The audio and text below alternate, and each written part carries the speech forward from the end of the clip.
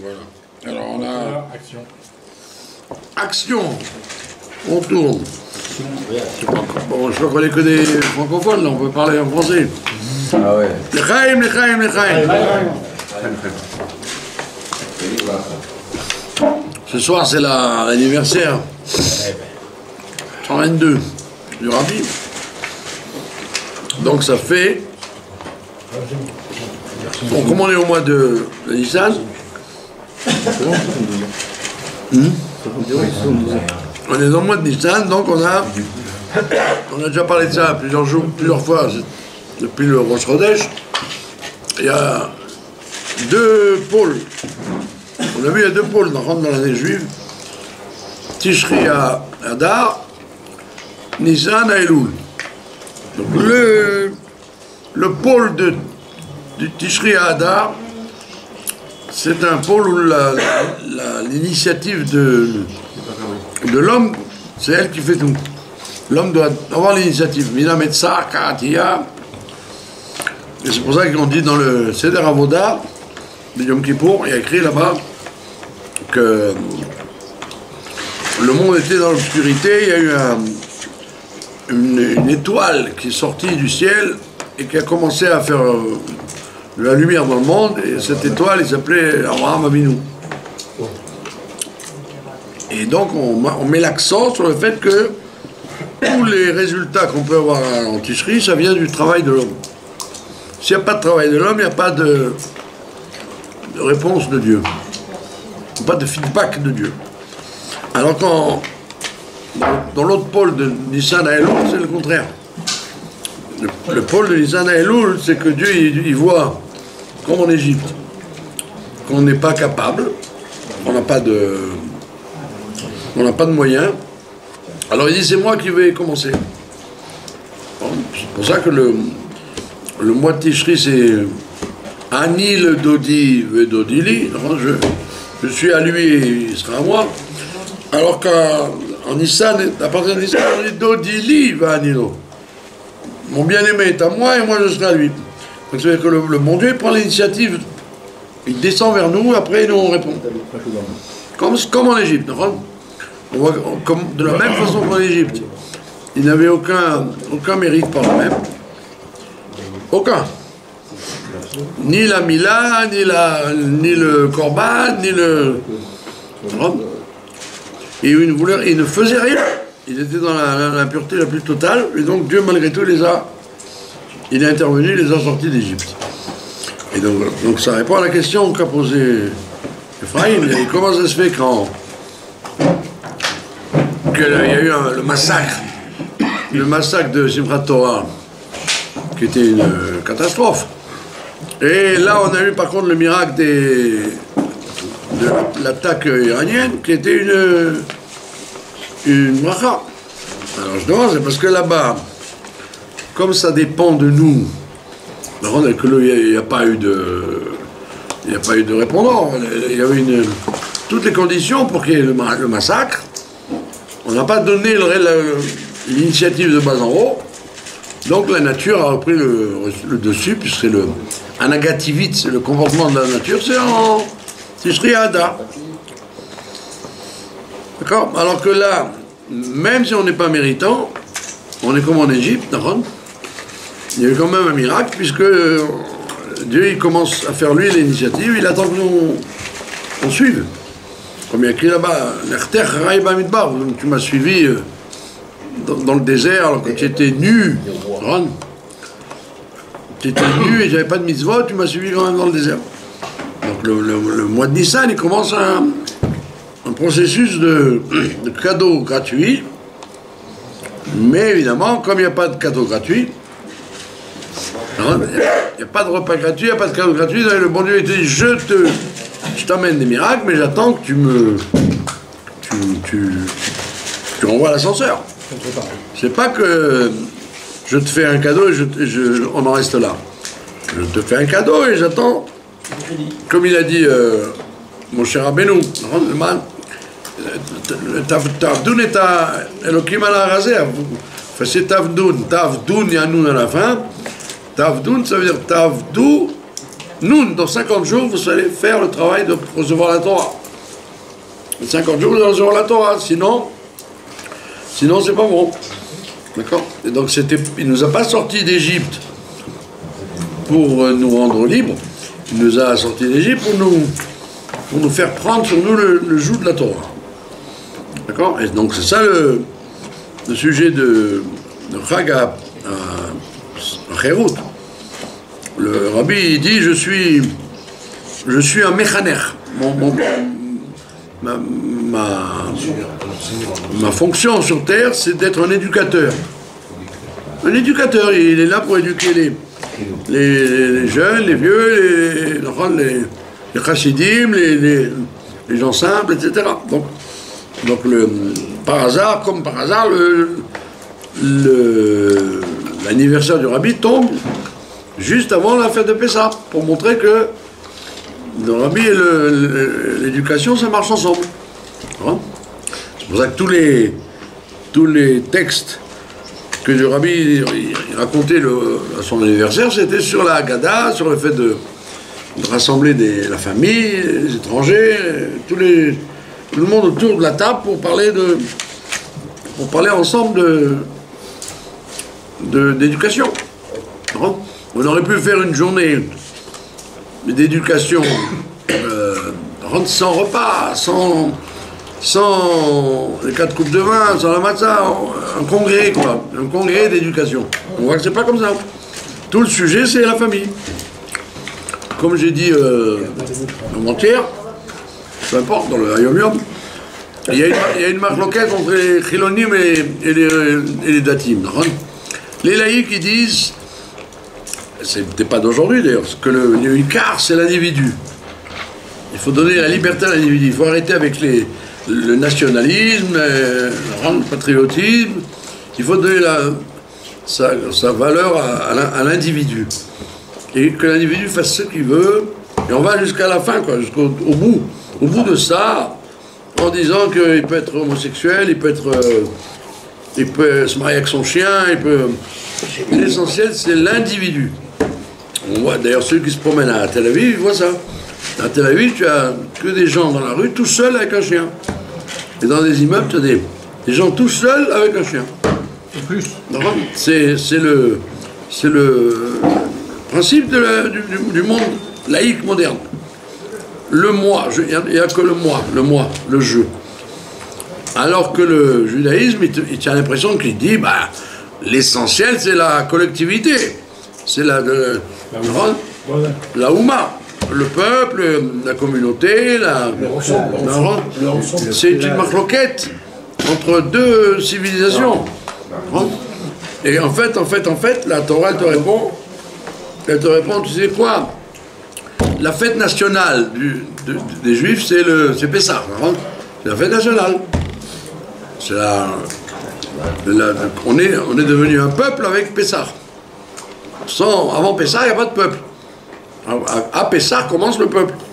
Comme on dit dans le Kiddush, il nous a tirés de chaque peuple et il a fait de nous un nouveau peuple. Avec les 12 tribus, les Révraves qui se sont rajoutés, les étrangers, les 12 tribus et les étrangers. Alors tu aurais dit, c'est une fête nationale, donc comment on va la fêter?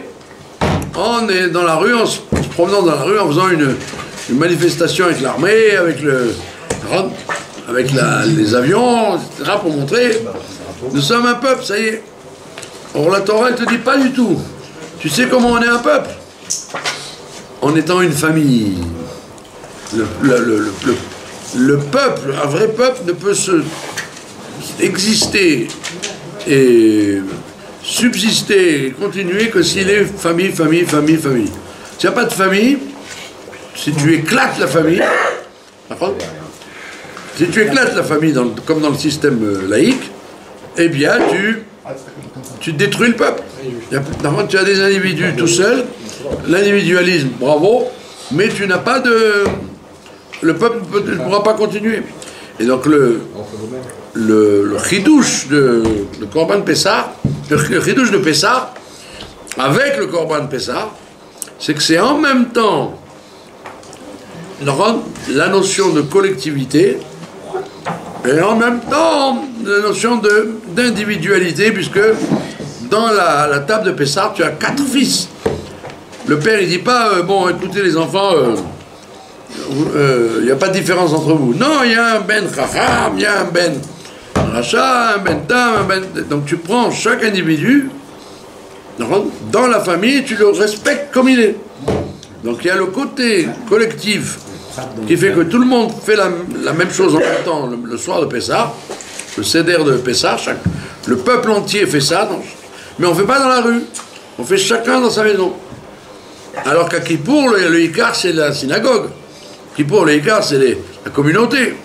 Pessah, c'est pas du tout, le Ikar, c'est pas la synagogue. C'est la maison. Le Ikar, c'est la maison, la famille. Le père et les enfants et la femme, c'est la maison, le Ikar. Et c'est comme ça que et c'est pour ça que le Korban Pessah, il est en même temps un Korban Tzibour, public, puisque tout le monde arrivait le même après-midi, tous ensemble, au Beth Amikdash, mais c'est pas un Korban pour tout le monde, c'est un Korban par famille. Donc tu vois que tu as en même temps le côté de collectivité, le Tzibour, et en même temps l'individu. Et c'est pour ça que le Korban Pessah, il était... Et là, l'Imnouyav, il marche que s'il y a des gens inscrits dessus. Tu peux pas, à la dernière minute, venir t'installer au Korban Pessah. Tu es obligé d'être inscrit quelques jours avant, faire attention à avoir été nettoyé par la vache rousse, et après tu t'inscris, et après tu manges. Sinon ça ne marche pas. C'est pour ça qu'il y a une question dans le Haggadah. La Haggadah dit Kol Ditzrich Yetevivzar, tous ceux qui ont besoin ils viennent, ils fassent Pessah. Et Coco, ça n'existe pas, celui qui vient il fait Pessah. Si tu veux faire Pessah, il faut être inscrit. Tu ne peux pas dire à la dernière minute je peux venir manger le Korban chez vous. Non monsieur, vous n'étiez pas inscrit, je ne peux pas vous prendre. D'accord? Il peut manger, il peut venir manger, mais pas le Korban Pessah. D'accord? Donc on voit bien c'est une grande question pour c'est écrit Kol Ditzrich Yetevivzar. Alors, c'est pour ça que les Mefarshim ils disent que cette phrase, en vérité, on ne devrait pas la dire le soir du Seder. On devrait la dire plusieurs jours avant pour que les gens s'inscrivent sur la liste. Sinon, ça ne marche pas. Parce qu'il faut qu'ils fassent la vache rousse et qu'ils s'inscrivent. Donc, il ne peut pas venir comme ça. Elle a été rajoutée après par les Amoraïm. Ah. On a dit que cette phrase a été rajoutée après par les Amoraïm. Donc, il n'y avait même plus de... D'accord. Mais Kitsour, donc le dilemme qu'il y a entre la civilisation occidentale laïque, qui est reprise abondamment, c'est nous les Juifs qui donnons le ton. Hein? Tel Aviv, c'est la ville la plus laïque du monde, d'après les sondages. Hein? C'est la plus laïque du monde, proportionnellement, quoi. Où il y a le moins de signes de religiosité. Dans toutes les villes, en général, il y a des églises ou des synagogues, des temples. Et Tel Aviv, officiellement, c'est l'endroit où il y a le moins. Depuis le départ quand les orthodoxes ont quitté Tel Aviv après la guerre d'indépendance. Et donc on voit bien que c'est nous qui dirigeons, nous sommes le fanion, le fer de lance de la laïcité. Et on te dit, la vérité, c'est de glorifier la solitude, le moi. Et Jérusalem, on disait le contraire. Le judaïsme disait le contraire. L'essentiel, c'est la communauté, c'est la collectivité. Mais dans ça, tu es le roi. L'individu, il est le roi. Bien qu'il soit dans la communauté, il est indispensable. S'il y a 9 personnes, il faut un 10e pour que ça bouge. Et tu dis, le 10e, il faut le choisir, qui c'est? On dit, non, on s'en fiche. Peu importe, qui c'est le 10e, il est un X, et c'est lui qui amène la shrina de la communauté, d'accord? Donc tout le travail du rabbi, c'est d'éduquer justement, d'être un éducateur. Depuis tout petit, il a fait ce travail-là de Mechaner. Et donc le jour de l'anniversaire du rabbi, il faut être il faut être... il faut pas faire de la nostalgie. Ah, le rabbi, il a 122 ans, gna gna gna gna gna. Il faut actualiser le message. Qu'est-ce que le rabbi peut nous apprendre au niveau du chinour? Comment que nos enfants vont continuer, comment la chaîne va être préservée. Parce que ça ne s'arrête pas avec nous, ça continue avec les enfants. Et surtout dans notre génération, il y a un sujet de Eliyahu Hanavi. Comme on voit qu'un minag de Shabbat Hagadol, c'est de lire. Il y a beaucoup de communautés qui lisent la Haftara, où on dit là-bas. Tu veux qu'on meure étouffé, si je dis bien compris. Excuse-moi.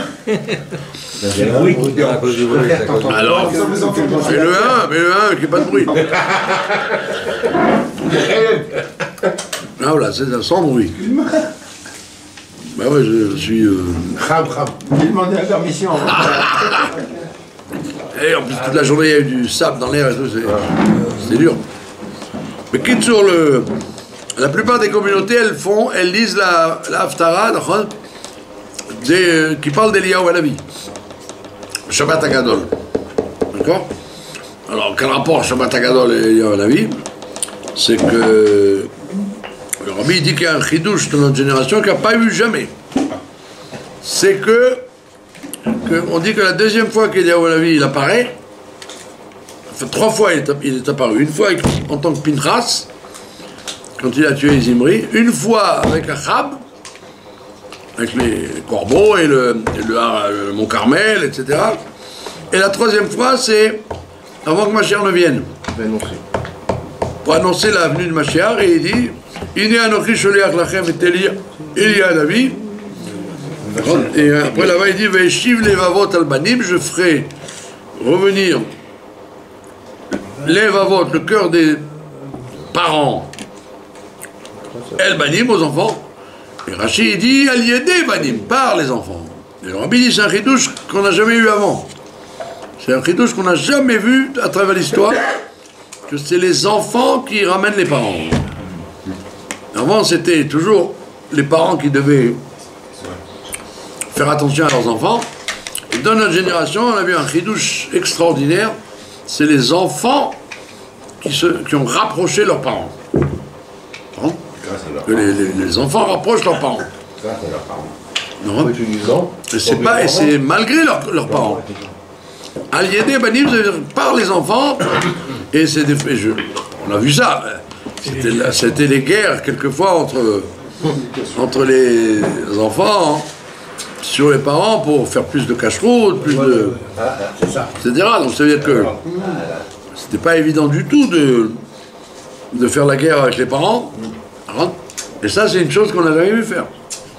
Et donc, le rabbi, c'est un chidouche de notre génération. Et ça, c'est un signe de précurseur de la venue de Mashiach, qu'avant Mashiach vienne, il y ait ce signe des enfants qui ramènent leurs parents, qui les réchauffent. Baruch Hashem. Voilà, donc il y a beaucoup de signes. Comme on voit dans la Haggadah de Pessah, il y a... On verse le vin par rapport aux plaies, et donc on dit les plaies, Dam, Tzfardea, Kinim, etc. Après, Rabbi Yehuda Anassi, il dit, tiens, mais il donnait des simanim, on dit. Il donnait des simanim. Alors, une des raisons pour en donner des simanim, pour dire que c'est dans cet ordre-là, l'exécution des plaies, elles étaient dans l'ordre qu'on cite. Pas comme certains midrashim qui disent pas du tout. Ça n'a jamais été Dam, Tzfardea, Kinim, ça a été d'abord Kinim, après Tzfardea, et après... Et il y en a même qui disent très loin, ils disent que le soir de la Makat Bechorot, la 10e plaie, c'était en vérité, le soir de la Makat Bechorot, c'est là qu'il y a eu les 3 jours d'obscurité où ils sont tous morts, en même temps. En même temps qu'il y avait les Bechorot qui sont morts, en même temps il y avait Et c'était une confusion totale, parce que les gens disaient, attends, mais celui-là, il est mort. Passer un Bechor, oui, un Bechor égyptien. Et celui-là, pourquoi il est mort? Parce qu'il ne veut pas sortir d'Égypte. Donc il y avait des gens qui mouraient, des Juifs qui mouraient parce qu'ils ne voulaient pas sortir d'Égypte, et des Goïs qui mouraient parce qu'ils étaient Bechor. Donc il y a une confusion totale entre les deux plaies. Et donc c'est pour ça que Rabbi Yehuda il dit non. Il y a le Makat Bechorot, c'est à la fin, c'est à 14 au soir, mais 3 jours avant, dès qu'ils prennent l'agneau qu'ils l'accrochent, dans les 3 jours, donc Yod Aleph Nissan en fait partie, les 3 jours avant, il y a la Makat Rocher, l'obscurité où ils ont mort les gens. Et donc Rabbi Yehuda il dit il faut qu'il donne des simanim parce que sinon tu aurais cru que c'est un désordre. Il dit non, il n'y a pas de désordre, c'est comment tu les cites, ça s'est passé dans l'ordre. Cet ordre-là. D'accord?